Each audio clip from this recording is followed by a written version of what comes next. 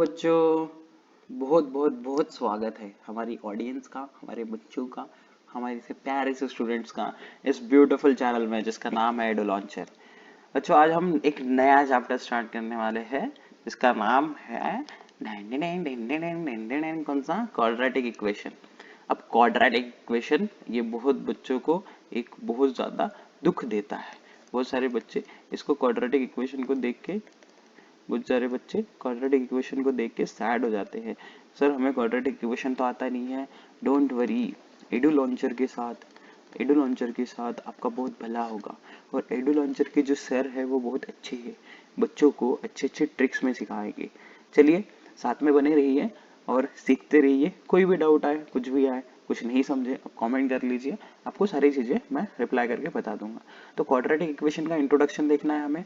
Then उसके बाद कौन से तरीके से हम सॉल्व कर सकते हैं क्वाड्रेटिक इक्वेशन को, मेथड ऑफ सॉल्विंग, जिसमें 3 मेथड्स के बारे में पढ़ेंगे हम। फर्स्ट फैक्टराइजेशन मेथड, उसके बाद completing square method and third होगी फॉर्मूला मेथड। 3 बहुत आसान मेथड है जिसमें से एक बोर्ड में आने के चांसेस रहते हैं, इसलिए तीनों को आप अच्छे तरीके से समझिएगा। नेचर ऑफ रूट्स के बारे में पढ़ना है, relation between roots and coefficients के बारे में पढ़ना है, उनके alpha beta, alpha plus beta, alpha into beta, सारी चीजें आएगी। एंड एंड में एप्लीकेशन ऑफ क्वाड्रेटिक इक्वेशन जिसमें वर्ड प्रॉब्लम्स आएंगे। ओके, तो ये सारी चीजें हमें डील करनी है इस पूरे थ्रू आउट द चैप्टर। चलिए आगे बढ़ते हैं हम। यहाँ पे हमें दिया है क्लासीफाई पॉलिनोमियल्स। अब ये पॉलिनोमियल्स क्या होते हैं? जिसमें बहुत सारे टर्म्स होते हैं, इनको लीनियर में और क्वाड्रेटिक में हमें बताना है। तो बच्चों, लीनियर क्या होता है? जो हम लास्ट चैप्टर में पढ़े, फर्स्ट चैप्टर हमारा क्या था? Linear equation. लीनियर क्या होता है सर? लीनियर का मतलब होता है जिस इक्वेशन में हाईएस्ट पावर कितना हो, 1, उस इक्वेशन को हम लीनियर कहते हैं। तो क्वाड्रेटिक क्या होता है सर? क्वाड्रेटिक वो होता है बच्चों जिसमें हाईएस्ट पावर 2 हो जाए। ओके, मैक्सिमम पावर 2 हो, कोई भी वेरिएबल, जैसे x² + 2x + 5। इसमें आप देख रहे हो कि x के आगे हाईएस्ट पावर, इक्वेशन में एक 2 पावर है, 1 पावर है और यहाँ पे 0 पावर है। तो 2 1 0 में से हाईएस्ट कौन सा है? 2, इसलिए इसको बोलेंगे क्वाड्रेटिक। जो हाईएस्ट पावर भी रहता है, जो हाईएस्ट पावर है उसी के नाम के हिसाब से इक्वेशन का नाम पड़ जाता है। जैसे क्यूबिकल इक्वेशन में क्या होगा? हाईएस्ट पावर, यहाँ पे हाईएस्ट पावर आ जाएगा 3। ओके बच्चों, चलिए, तो लीनियर कौन से है इन तीनों में से? क्या ई लीनियर है? हाँ, ये तो लीनियर ही है। 5x + 9 क्या ये लीनियर है? नहीं, ये क्वाड्रेटिक है। तो x² + 3x - 5 क्या ये लीनियर है? बिल्कुल सर, लीनियर ही तो है। वो कुछ भी बताता होगा। अरे हम बता रहे थे बच्चा, यहाँ 3x² - 5x, यहाँ 5x²।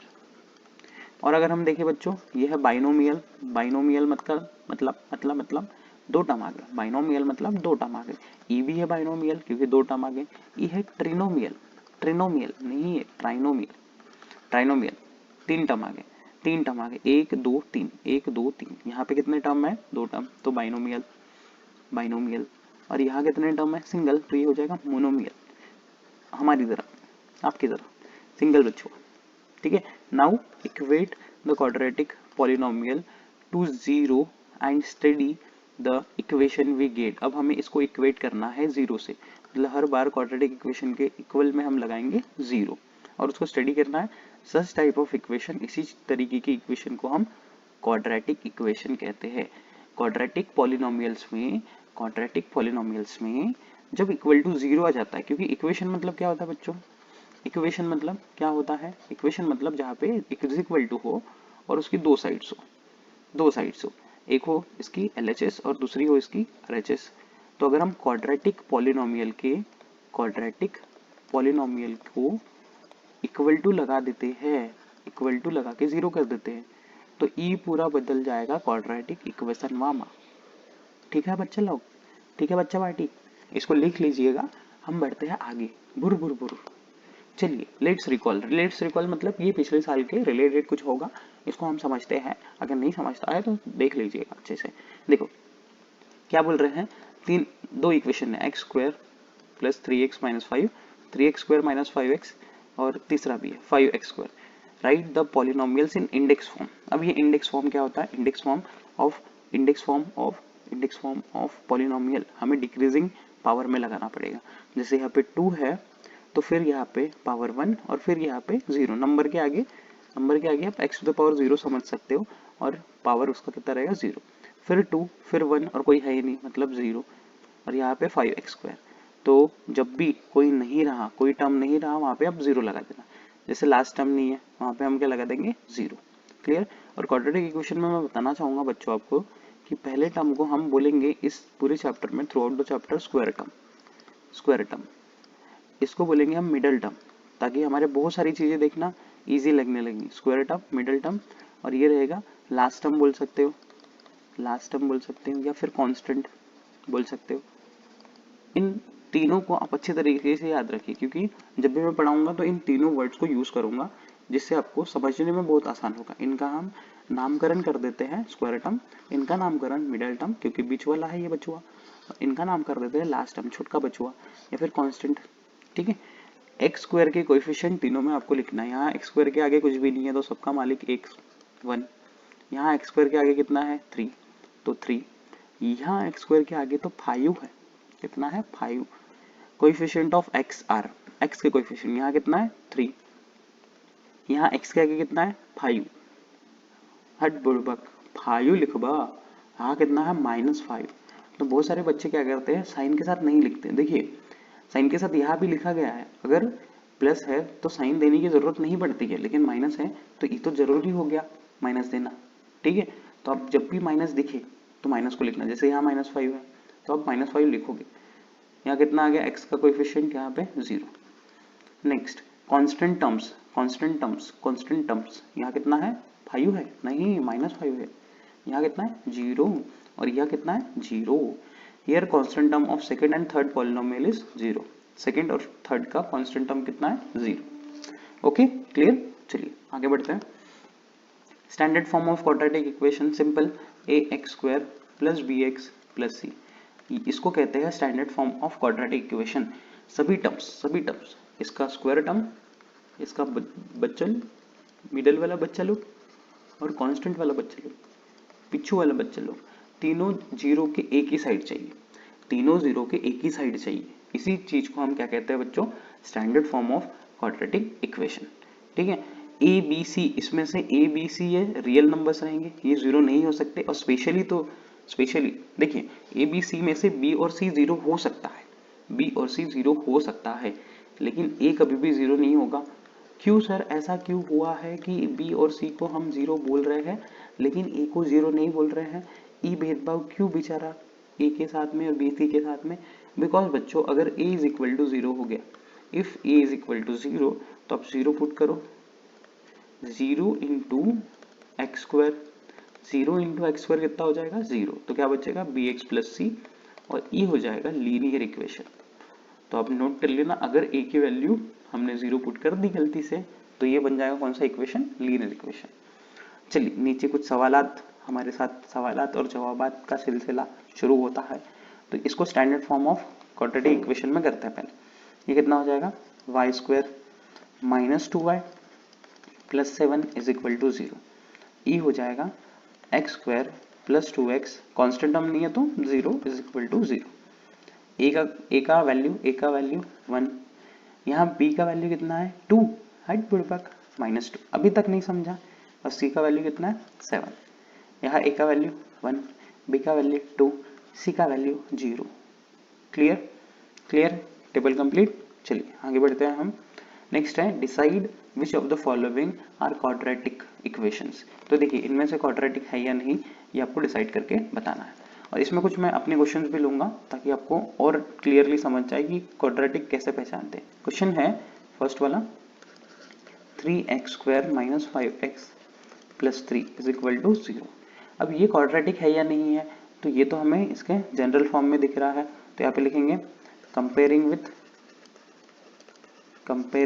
With ax² + bx + c = 0। अगर हम इसके साथ कंपेयर करके देखें तो ये टोटली हमें वैसे का वैसे लग रहा है कि ये standard form of quadratic equation को मैच कर रहा है। इस वजह से the equation 3x square minus 5x plus 3 is equal to 0 have only one variable and has highest power 2। देखिए बच्चों,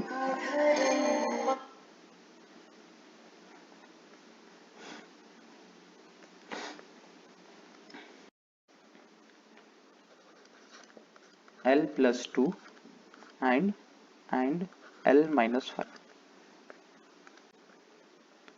is equal to 0 देखिए बच्चों, ऐसे सवाल जनरली हमें देख के लगता है कि ये क्वाड्रेटिक नहीं है, लेकिन ये क्वाड्रेटिक रहते हैं। जब भी ऐसा सवाल दिखे ब्रैकेट में आपको कि x plus 2 x minus 5 something ऐसा ही कुछ टाइप का, तो वो हमेशा क्वाड्रेटिक रहेगा। क्या करना है आपको, पहले L को बाहर निकालना है, इस L को बाहर निकालना। दो ब्रैकेट दिए हैं, दो में से एक के ब्रैकेट के नंबर्स को, टर्म्स को बाहर निकालना। तो L को बाहर निकाला, ये ब्रैकेट इसके सामने लिख दो, फिर इसका +2 बचा, फिर से ये ब्रैकेट लिख दो। सिंपल, पहले इसको बाहर निकाला, इसके सामने इसको फेंका, फिर इसको बाहर निकाला, इसके सामने फिर से इसको फेंका। L इंटू L हो जाएगा L square minus L into 5L, और यहाँ पे माइनस था तो माइनस, प्लस 2L, 2 5 10 और प्लस माइनस माइनस। अब देखिए इसको सॉल्व करेंगे तो -5 + 2 -5 + 2 कितना होगा, -5 + 2 कितना होगा, अरे बोलिए -3L -10 इज इक्वल टू 0। अब क्या ये क्वाड्रेटिक है या नहीं है? है। तो यहाँ पे लिखेंगे equation L square -3L -10 is equal to 0 is quadratic because यहाँ लिख देते हैं, because हाईएस्ट पावर कितना है इसका 2 and contain only one variable and have only one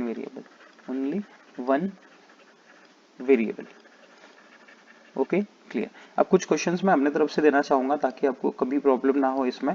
जैसे 5th टाइप ऑफ इक्वेशन आपको कुछ ऐसा आ सकता है कि 1/x + x is equal to 2, ऐसा कुछ आ सकता है। तो इसको देख के हमें लगेगा कि ये क्वाड्रेटिक नहीं है, लेकिन बच्चों ये क्वाड्रेटिक इक्वेशन रहते हैं। क्या करना है हमें, इस नीचे वाले x को सबसे मल्टीप्लाई कर देना है, इस नीचे वाले x को सबसे मल्टीप्लाई कर देना है, इस नीचे वाले x को सबसे ही मल्टीप्लाई कर देना है। क्या लिखते हैं, multiply x to both sides. तो यहाँ आ जाएगा x into 1/x plus x into x 2 into x. Sir x की बात ना करो, बार बार x बोल के हमें याद ना दिलाओ। अरे कोई बात नहीं, ये हो जाएगा x into x cancel, x यहाँ पे क्या बचेगा दिखा 1 सॉरी इज इक्वल टू नहीं आवत है 1, और यहाँ आ जाएगा 1 + x square is equal to 2x। इसको स्टैंडर्ड फॉर्म में अगर लिखे तो इसको इधर लेके आएंगे x square -2x + 1 is equal to 0। अब ये देखिए क्वाड्रेटिक इक्वेशन बन गया। तो आप रीजन लिख सकते हो इसका। Okay clear. सेम अगर इस तरीके का क्वेश्चन आता है तो x square + 1/x is equal to 2। तो बच्चों ये क्वाड्रेटिक नहीं रहेगा, क्योंकि आप अगर x को मल्टीप्लाई करते हो, देखिए यहाँ पे x को अगर मल्टीप्लाई करते हो, देखिए अब अगर आप x को मल्टीप्लाई करते हो तो वहाँ x क्यूब बन जाएगा, ये हो जाएगा x क्यूब, ये कैंसिल, यहाँ पे आ जाएगा 1 और यहाँ आ जाएगा 2x। तो ये क्वाड्रेटिक इक्वेशन नहीं है, ये क्यूबिकल इक्वेशन है, क्योंकि हाईएस्ट पावर कितना है यहाँ पे 3। क्लियर। तो ये एक्स्ट्रा क्वेश्चन लेने के बाद आई होप आपको ये सारी चीजें क्लियर हो चुकी होगी। नेक्स्ट एक्टिविटी दी है, एक्टिविटी में हम ये वैल्यू को पुट करके किसकी वैल्यू निकालेंगे, k। अब x इज इक्वल टू 5 ये रूट है। रूट का मतलब क्या होता है, क्योंकि लीनियर इक्वेशन में हम सॉल्यूशन लिखते थे, सॉल्यूशन किसके आते हैं, वेरिएबल्स के, आंसर किसके आते हैं, वेरिएबल्स के। तो यहाँ पे x का रूट क्यों बोला गया, क्योंकि क्वाड्रेटिक इक्वेशन में हाईएस्ट पावर 2 होता है और स्क्वायर का हम हमेशा क्या लेते हैं, रूट। स्क्वायर का क्या लेते हैं हम हमेशा, रूट। तो इक्वेशन क्या दिया है बच्चों, देखो कि x square -14x -5 is equal to 0, और हमें यहाँ पे क्या करना है, x इज इक्वल टू 5, ये रूट है। बच्चों रूट है का मतलब क्या होता है कि जब हम उसको पुट करेंगे तो इज इक्वल टू 0 आंसर आएगा। इज इक्वल टू 0 आंसर आएगा, वो सेटिस्फाई करता है इक्वेशन को। तो यहाँ पे हम लिखते हैं put x is equal to 5 in equation kx square minus 14x minus 5 is equal to 0। तो x की जगह पे हम कितना पुट करेंगे 5, तो k इंटू 5 का square minus 14 into 5 minus 5 is equal to 0। ई हो जाएगा 25k minus 70 minus 5 is equal to 0। 25k minus 70 minus 5 minus 70 minus 5 ये हो जाएगा minus 75। 25k is equal to minus उधर जाएगा तो plus k is equal to 75 divided by 25, तो k की वैल्यू आ जाएगी बच्चों 3, बच्चों 3 नोट कर लीजिए, स्क्रीनशॉट लेके नोट कर लीजिए। Okay, clear clear clear. तो अब ये ध्यान रखिए, ax square plus bx plus c is general form of quadratic equation. a b c real numbers है, जबकि a की वैल्यू कभी 0 नहीं हो सकती। अगर a की वैल्यू 0 होगी तो क्या होगा, तो घोर अनर्थ हो जाएगा और वो लीनियर इक्वेशन कहलाने लायक ही नहीं रहेगा, वो कहीं मुंह दिखाने लायक ही नहीं रहेगा। The value of variable which satisfy the equation और the value for which both sides of equation are equal are called solution और रूट्स ऑफ द इक्वेशन। जिसकी वैल्यू आएगी जो दोनों साइड को सेटिस्फाई करेगा, जैसे 0 इज इक्वल टू 0 ऐसा आता है, तो हम उसको क्या बोल सकते हैं, roots of the equation. Clear clear. Thank you so much बच्चों for watching this video. I hope this video will definitely helpful for you and keep learning with EduLauncher. Thank you so much. Bye bye. Tata.